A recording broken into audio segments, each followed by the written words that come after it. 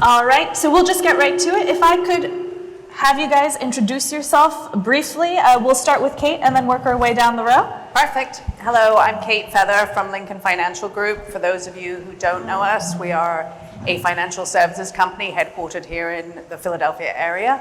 And I lead HR for all of our corporate functions, but have had a long career focused on employee experience and sort of engaging employees to drive business success. So I'm super excited to be here with all of you. Hi everybody, Dana Valentine, Comcast NBCU. If you watch TV, I assume you know who that is. We are headquartered here in Philadelphia, and I am Vice President of HR and leading HR for our one of our large field-based organizations, and also spend a lot of time on employee engagement and how you can maximize talent. So happy to be here. Good afternoon. My name is Melissa Winkelman. I'm the Senior Vice President of HR for NFI Industries. I've been with them for a little over 9 years at this point. For some of you who may not be familiar with NFI, we are a family-owned and operated third-party logistics solutions provider right across the bridge in Camden, New Jersey, based out of there. We have about 17,000 and growing employees across 350 locations in the US and Canada. Excellent. I'm Chelsie Lee. I'm the CEO and founder of a company called Knowwn. We do employee recognition. I've also been an executive leadership coach and an organizational behavioral expert consultant for a long time now. I've worked for companies as small as 2 different startups all the way to a big Fortune 250 company. I'm excited to be here today. Hi everyone, I'm Russ Freyman. I'm a VP of Business Development at Progyny. We are a family building and reproductive health benefit organization supporting about 500 employers, 7 million lives, and I love what I do. I'm a father of 2 children with IVF, and that came via IVF, and so I'm incredibly passionate about the work we do in supporting family building for for people that need it. Wow, we've got all the right people for this conversation. Okay, but before we get into how we can invest in employees, can we take a minute to discuss what the economic landscape means for companies? The economy is humming along, but Labor Department data shows job growth has slowed this year, and while unemployment remains low, it is rising. So how are businesses which are planning years out absorbing this information and reconciling that with this idea that we should be investing in employees? How much of a priority is this, especially if you do not have, you're not in a position to be spending a lot? And so we'll start with Russ. Yeah, so, it's a great question. I think based on the trajectory of our business, and that's the one I'm clearly most familiar with, I think that companies are thinking about investing in benefits that make sense for talent retention, talent acquisition. When they're competing for talent, whether it's a tight labor market or they're looking at potential employee shortages down the road, healthcare is an area where, for example, we've seen a lot of growth, but there's Mercer, the consulting company, has said there's going to be a shortage of healthcare workers in several states by 2028. So that's a type of organization that would be looking, how can we ensure that we're keeping the best people and maintaining an attractive environment for folks to continue to join our organization. Family building benefits is one way in which they're doing it. Of course, there are many others. But again, based on the trajectory of our growth and the types of organizations that are gravitating toward the products and services we offer, we're seeing that the companies that are thoughtful about it are making the right investments because in the long run, it's a smart play for them. Kate? Yeah. I totally agree with you in terms of thinking about the landscape of needing to keep the talent you have and engage the talent. And I think there's a lot of evidence that in challenging economic times, you need that engagement even more than in times when it's sort of boom economy, right? So whether or not we're going into a recession in 2025, and who knows, depends what you're reading, we do know that we're facing immense change in the workforce, right? That's like the known quantity. And so with that, we need to create sort of a workforce that is resilient and agile to adjusting and adapting to that change. And you can only do that through building those relationships and investing in the talent that you have, not necessarily with hard dollars, but making them feel valued and cared for in a way that creates that level of engagement and that's sort of doubling down to support the organization. Yeah. Melissa? Yeah, I would mirror what Kate said. That there, I think like many of you, there's been a lot of disruption, right, in the industries that you work in. I work in the supply chain space, right, and if you didn't know what the supply chain was before COVID, you know now, right, and so certainly between that, geopolitical events that are happening around the world that impact your workplace. The rapid digitization of AI in our operations is certainly driving that. And we heard a lot of conversation about that early this morning. Certainly all of that really propels us to making sure that we're taking a focus, right, on our talent to make sure that we can attract and retain and develop the best talent that is really more focused and change hardy, right, in our organization, because change is constant, right, for all of us, and we need to be able to develop and keep a workforce that is more resilient there. And so certainly for NFI, and like many of you, it's a strategic imperative, right? It's a competitive advantage for us to be able to attract, retain, and develop the best talent that we can. We know it's critical to the retention and engagement of our employees. We know it's important for the continuity of our culture in our organization, certainly, as well as the continued ongoing capabilities for us to have the employees to be able to service our thousands of customers. Yeah, and I think you guys already touched on why we're even here today, but can you lay out what's at stake if companies don't figure out how to make employees feel seen and heard through these investments? And for this, we'll start with Dana. Sure. I think it's really simple. They may leave you, right? And whether or not they leave you mentally or physically, right? We were talking about this earlier in terms of, quiet quitting is still a thing, right? Will they become disengaged? The productivity that you might have gained, will you lose it? And when you have, companies that, it doesn't matter what size your company is, they can either leave your department, go someplace else, or they can leave the company altogether. And so I think there's a lot at risk, if we don't take this seriously. Yeah. At Chelsie?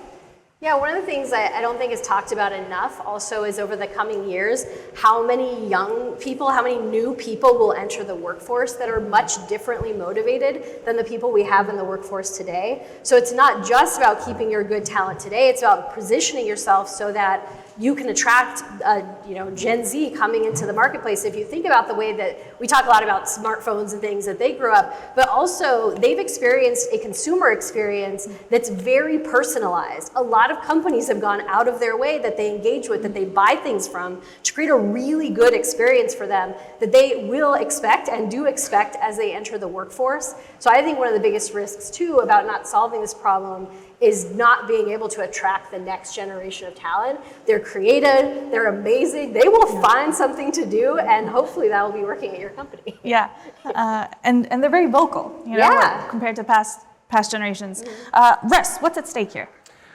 I mean, I think it's a few things. One is, to Dana's point, there's a cost to losing employees, right? I mean, I think SHRM estimates it as 1.5x, right, of the actual salary of losing them. So what are you doing to keep your employees? How are you listening to them, right? And what benefits and programs are you adding? How are you creating a more inclusive atmosphere in order to keep them? There's hard costs associated with them. Second, I think is and Dana alluded to this as well, which is, how productive are you going to keep your employees, right? What benefits do you offer to them to ensure that they are healthy?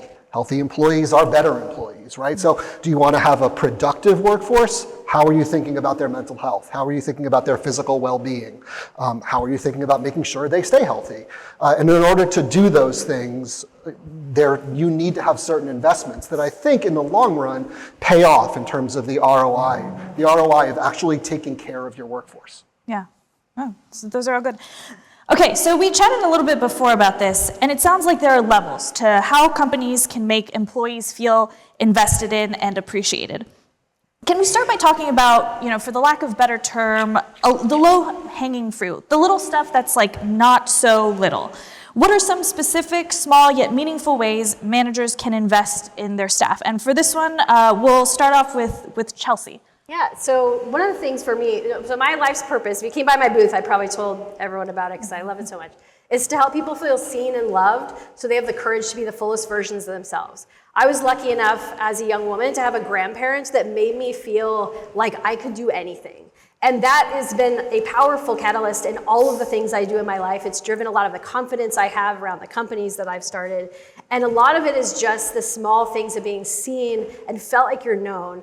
If the latest Gallup poll, I think that came out last year or 2 years ago, said that only less than 50% of people said that their supervisor or a single person at work cared about them personally. That is a huge problem. And so some of the things that I like to do, and one of the things our platform does, is make sure that we can say, okay, you can send an e-card that's free that people can collaborate and really understand who someone is, what their care profile is, what their care language is, how do they want to be talked about and discussed in the organization, and send something like that. Or even, people give out gift cards a lot, and I think gift cards a lot of times are wasted. However, there's a big difference between giving someone a $20 gift card to Amazon and giving someone a $5 gift card to the coffee shop that they go to every day with their coworker. And really understanding who they are and just finding those little things so you can create connection between individuals in your organization and not just rely on some of the bigger efforts that occur. Yeah. Kate, what is something small that's not so small? So it's actually a follow-on from what you've just described, because I'm kind of a fan of the concept of fanness. And so what I mean by that is, what do fans do? They champion their team, they show up, they cheer, they clap. Even if they're not performing or things are not going the way that you would hope they would, you're not a fair weather fan, you're there and you believe, you give unconditional support, right? I really truly believe that every manager in an organization can adopt that sort of thinking and that theme, that concept, and show up for their people as if they are cheering them on. And so how? It's, for instance, I had a boss once who, I was on maternity leave, and he asked me to come in for an emergency meeting. So I did. I packed up my daughter, all of her bottles and diapers and the rest. And when I got into his office, and this is going to give you a sense of just how old I am, he spent his time looking at his BlackBerry, right? And I have come in with my child, and he's giving me no focus, no attention, right? This is one example of fandom, is like, when you're watching a team you love, you are leaning in, you're paying attention, it's laser focus. I also believe that if you're a fan of your people, I love this phrase, your opinion is my opinion. So I don't need to justify, validate, approve. I trust you. Your opinion is my opinion. You introduce people to people in your network, right? So you create those connections for them because you're certain that they're going to show up well. And not only that, I think that you also show up to see them perform, right? So show up and see them succeed. And then you've always got their back. I don't know if this has gone off.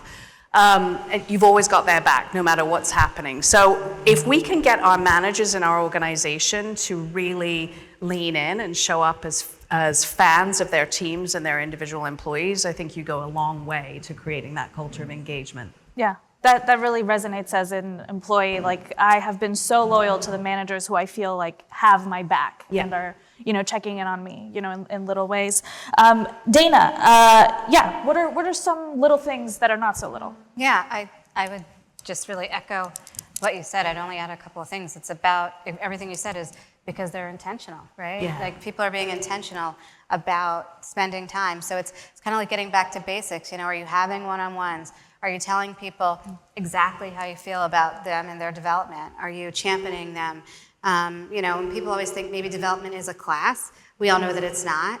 It's so much more than that. It could be a project. It could be exposure to people or meetings. Being in places, just listening sometimes is a really big deal. And that can go just as far as spending those dollars to go to an external course. Yeah, I love that. Okay, so we've talked about, the little things. Let's talk about the big things. What are some examples of bigger initiatives that companies, maybe your own, have taken to ensure employees, feel, seen and heard? And for this, I'll start off with Melissa. Yeah, sure.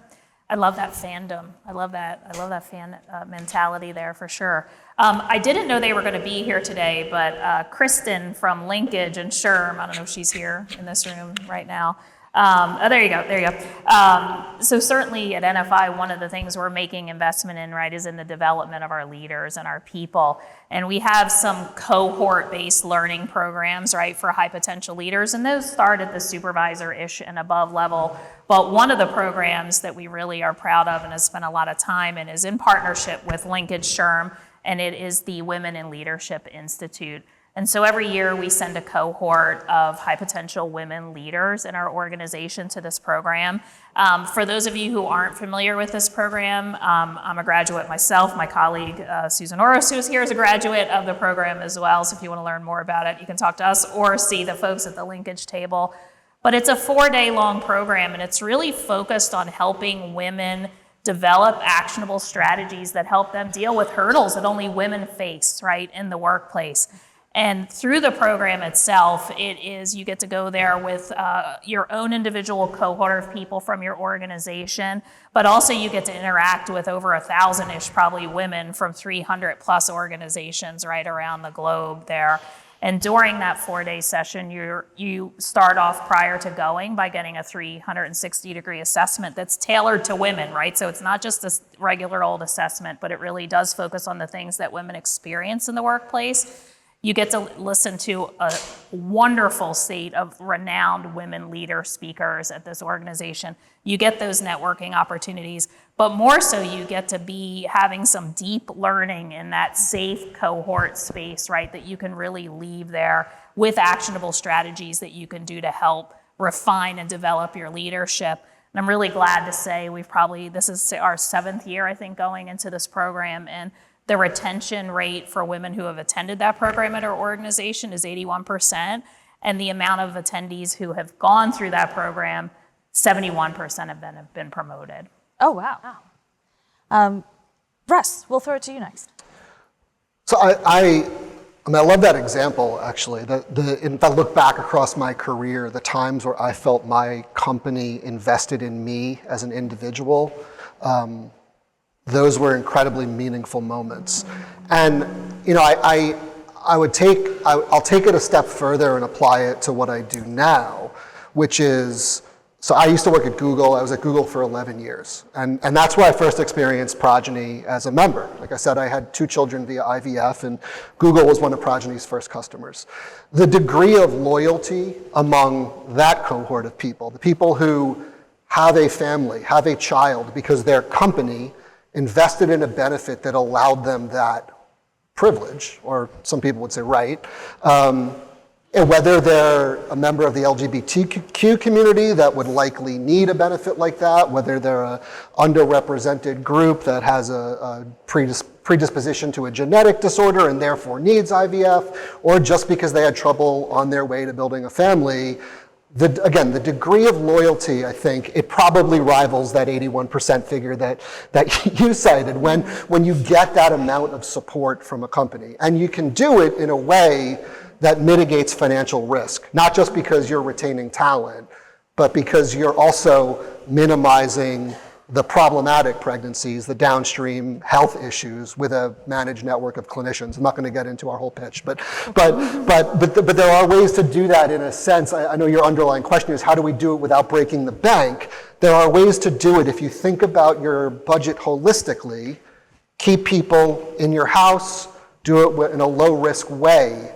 There's ways to kind of create these really meaningful benefit moments, really meaningful investment moments that keep your people with your company.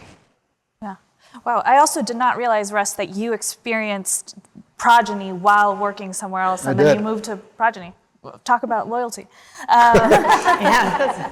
Okay. So, Kate. Yeah. So truly like an attraction of top talent benefit, right? So, I'm going to marry a couple of the things you've said here because we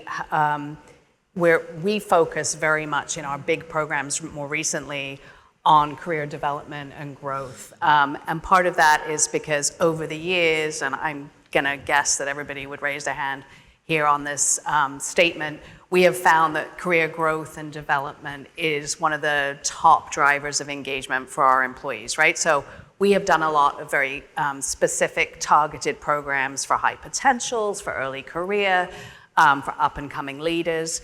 But we learned more recently that we weren't doing enough for the sort of the masses across the company.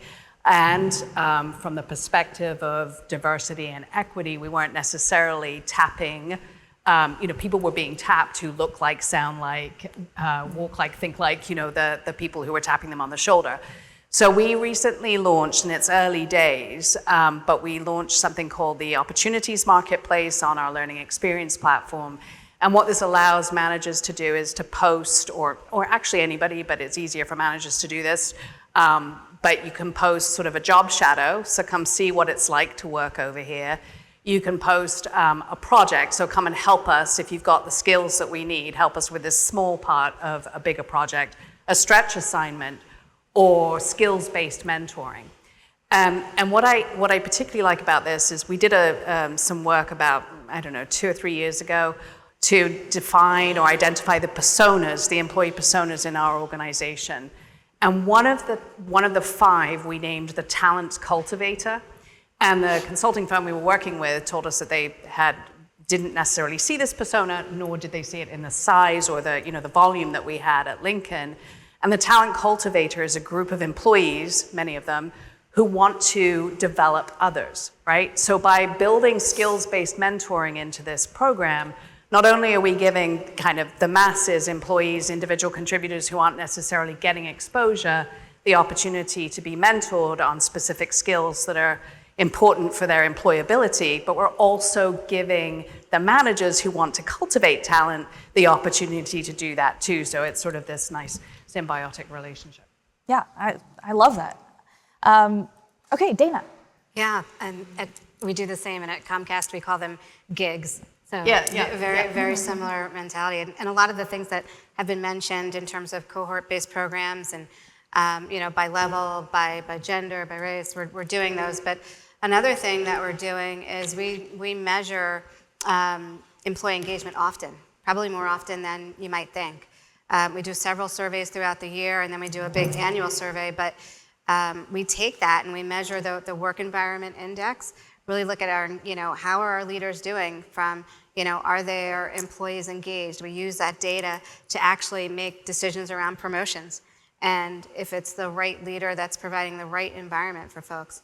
And our presidents, many of them, including the one that I support, do listening sessions almost every week, from individual contributor all the way up to vice president. So if you imagine the level of commitment in time that takes from a leader to sit down with and have those, you think skip, in some cases, level meetings is quite great. And we take that and we put that into a campaign, and it's called You Spoke, We Listened, and then the key piece is and took action. And that's the piece that employees really want to close that loop. And not only are we giving them the feedback, but we heard you and we're actually doing something about it.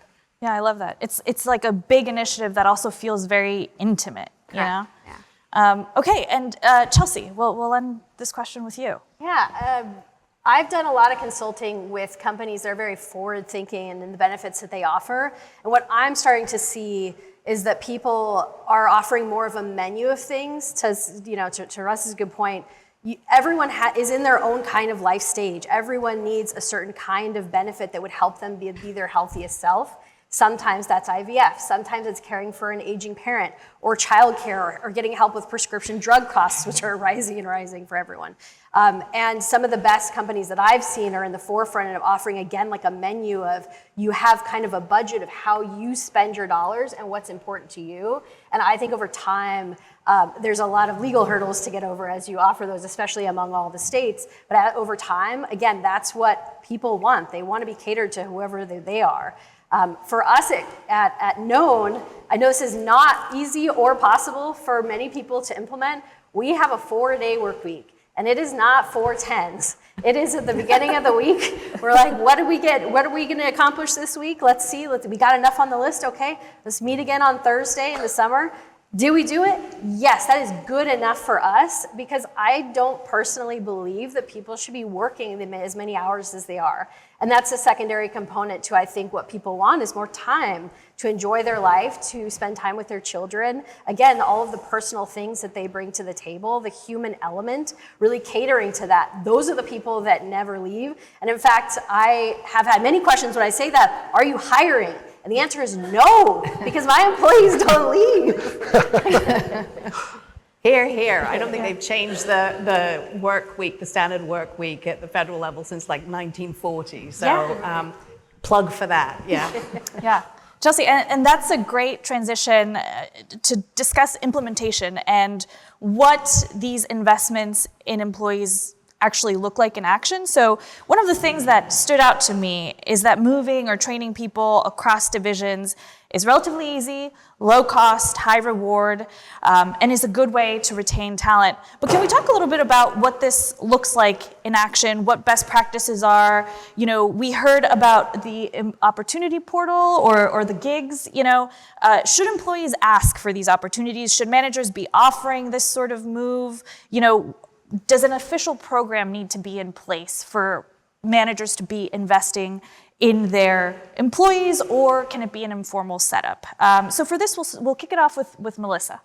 Yeah, I think so. Much like many of you, right, we have been focused on the development of our high potential employees and trying to put people in the right seats. And we have 4 kind of larger operating business divisions, I would say, within our organization. And talent was very siloed, in them. It was really hard to move people across. And we were having some success in doing that, but not as much as we wanted to, right? And it wasn't certainly at a place where we could scale it to really get more mobility there. And so we did this year launch, and it sounds like to me you're an ISIMS user because I recognize that language. We did launch a formal career mobility program, this year, which is really focused on developing those workforce strategies to be able to move talent across one of those 4 operating business divisions, or even in the back of the house, right, where HR, finance, or IT is really located. And it's a kind of 2-pronged approach, right? We're really doing a push and a pull, I would say, to be able to really get that program launched.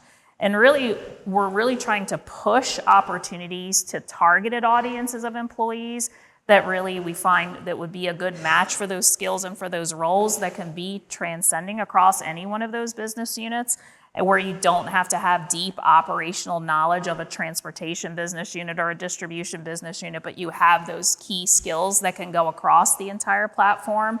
And the other piece is we're really kind of doing more in the pull is providing and using technology like an opportunity marketplace and defining career pathways that aren't very within the business unit itself, that people can see themselves outside of that business unit, that they can take their skills and move them across somewhere else. So being able to use technology, because employee development is hard, right? And people have been focused on it for a really, really long time.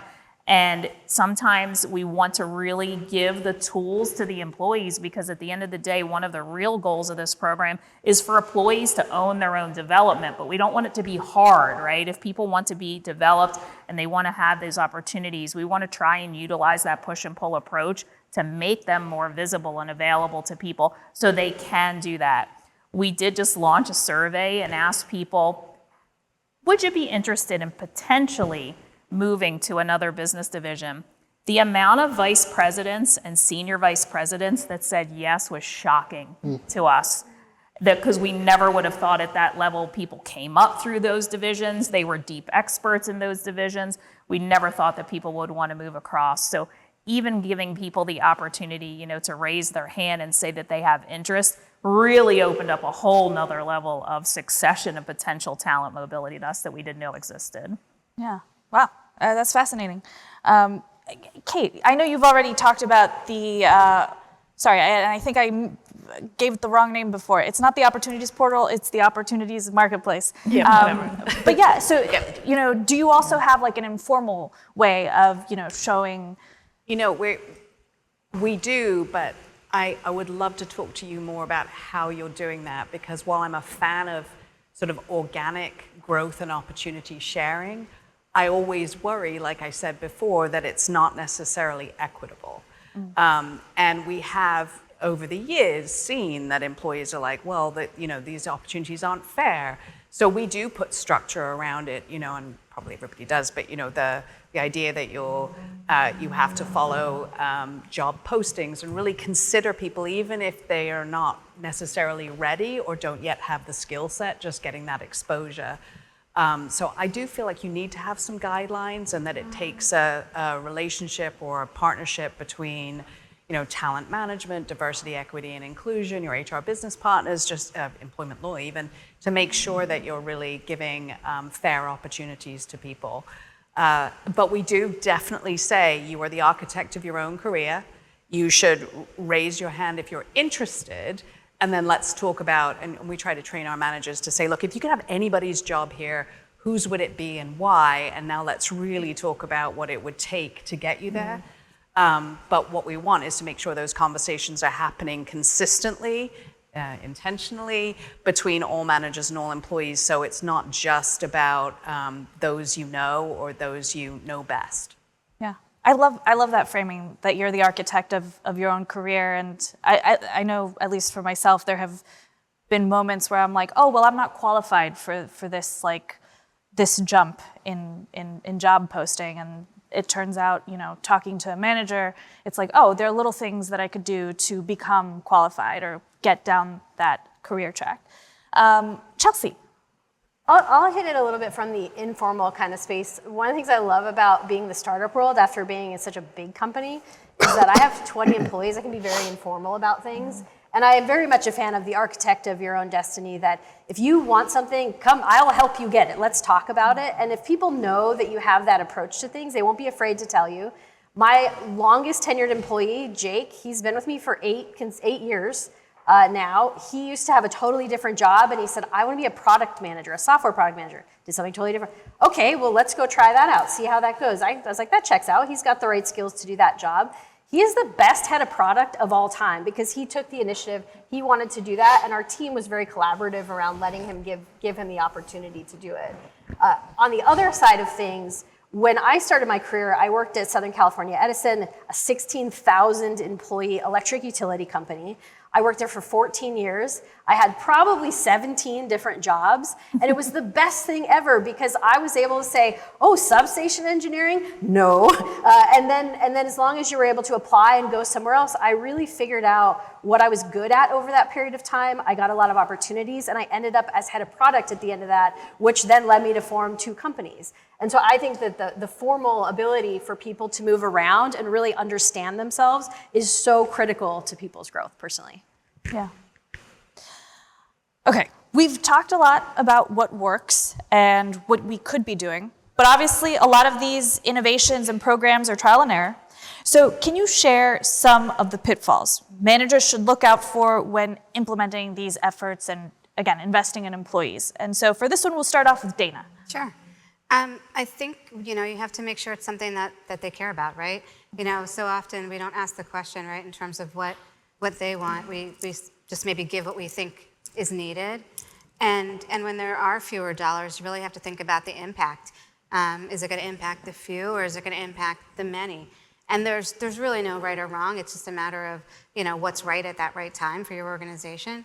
But you do have to really be thoughtful about some of the trade-offs that you might make to be able to afford, because when dollars are tight, you might have to move from the right to the left in terms of things that you were doing to what you want to be doing for your future of your organization.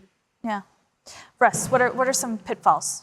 I mean, I think, especially given that lens of dollars being tight, what are the metrics that are going to define success of any program, whether it's a benefit or an employee engagement program or an opportunity portal?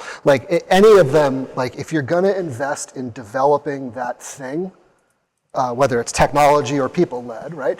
What is going to define whether it worked? A year down the road, 5 years down the road, and understand those metrics out of the gate, and then be willing to maybe change those metrics over time as the program develops. But my dad always used to like this saying of if you don't know if you don't know where you want to go, any road will take you there, right? And I think that's sort of the point I guess I'm trying to make here is You can declare success just because it feels good. But if you didn't have a metric at the end of the day that you were moving towards, maybe it wasn't successful. Maybe it was. You just don't really know. Yeah. Melissa, some pitfalls that managers should be keeping an eye out for. Yeah, how many of you have worked for organizations where it was like the thing of the day or the thing of the year, and you put all this inertia and all this focus into it, and then it was gone, 18 months later. So I think, Russ, what you said is so important, right? You need organizational buy-in and support from all across your business, and not just the, I'm going to do it kind of support, like legitimate buy-in and support for that, because without that, your employees and your leaders are not going to have that psychological safety to even raise their hand and say, I want to be interested in even exploring an opportunity. They wouldn't even be safe, right, to have that conversation. I think the organizational support as well and those metrics, right, and what you're trying to look to achieve to it are really important, because without it, employees can feel some kind of way about leaving the division that they've grown up in or maybe learned the most about, right? And we can't have people feeling like they're a traitor or, that they're, don't care about what they're in or where they're starting from. But really, if they're more focused, if we're all collectively bought in and more focused on people's career journey and the overall retention and the benefit to the total organization, I think that's certainly more important. I loved what you said about your leaders, their promotion capability, was tied on that. I'm a big fan of that. Like, what gets measured gets managed, right? And you put some skin in the game for people, incentive-wise. They're going to have some focus. Not that you shouldn't do it as a leader is the right thing, but really, we like a little healthy competition, right? And we like to be winning. So I think, putting some of that into the mix, as well is a good way to avoid people not caring about it or letting it be one of those things that falls by the wayside.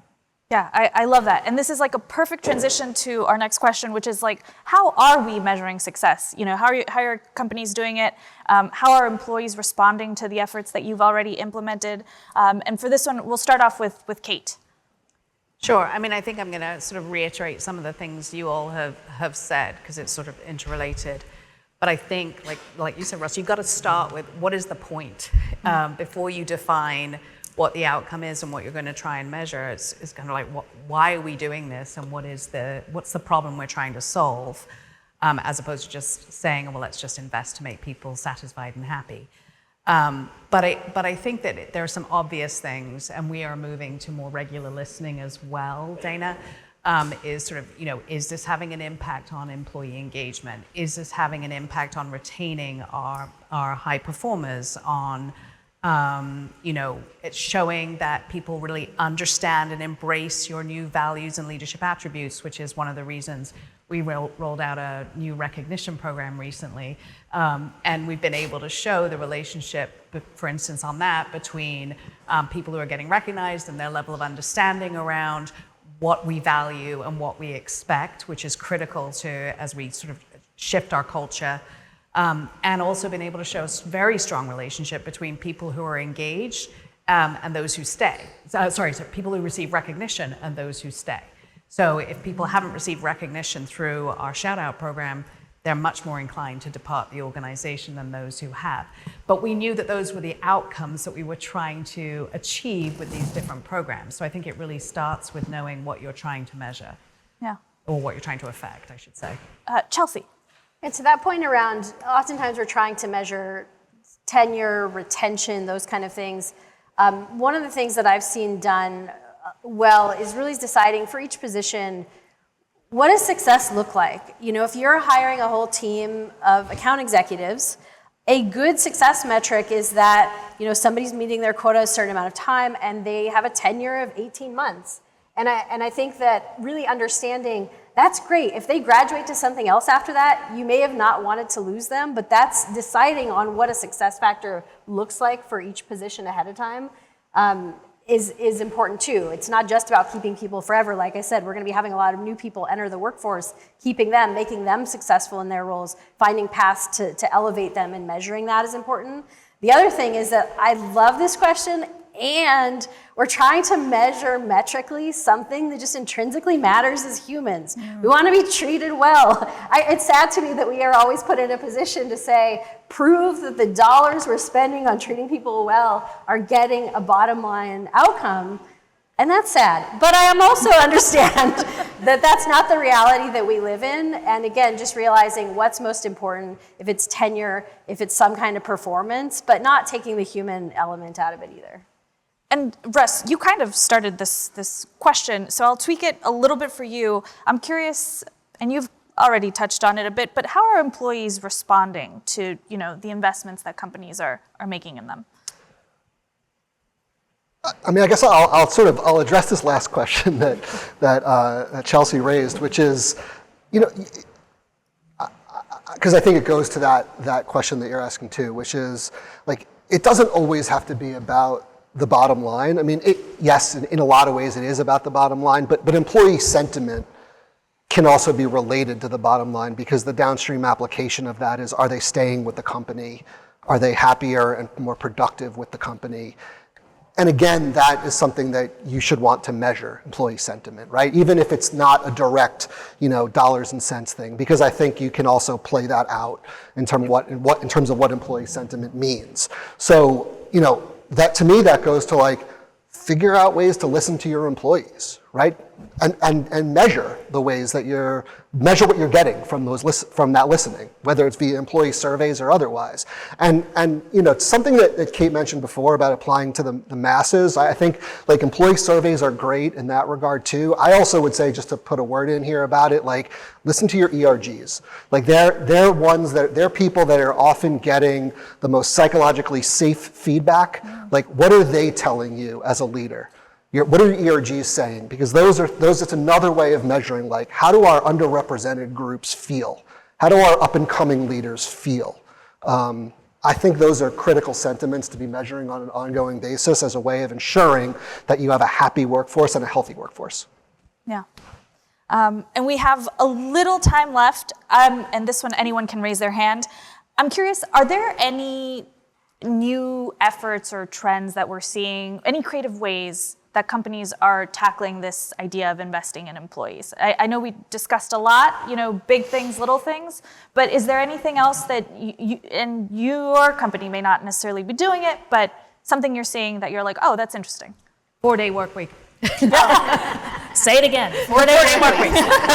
If we say it enough, Say it might again. come true. Say it again. Yeah, I love that. I'll be bringing that back to my office.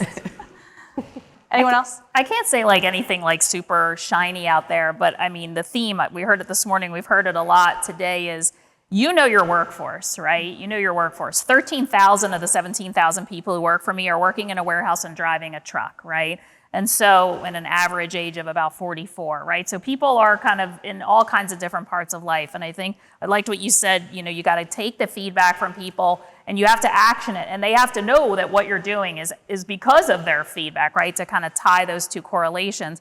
But listening to that feedback and making sure that you're putting plans and development, whatever it is in place, benefit programs, et cetera, that your workforce is going to use, right? Because we often hear people want tuition reimbursement. And when we go back out to that, the percentage of people that really want to partake in that is so small. It was more important for us to invest and change the 401k match, from an attraction and retention perspective, right? So I think you really have to spend that time to understand what's going to be important to the different parts of your workforce and try to deliver on them equitably, right? To be able to give people enough that's going to help them throughout the organization. Yeah, I love that. Well, that's all the time we have. Thank you so much for joining us.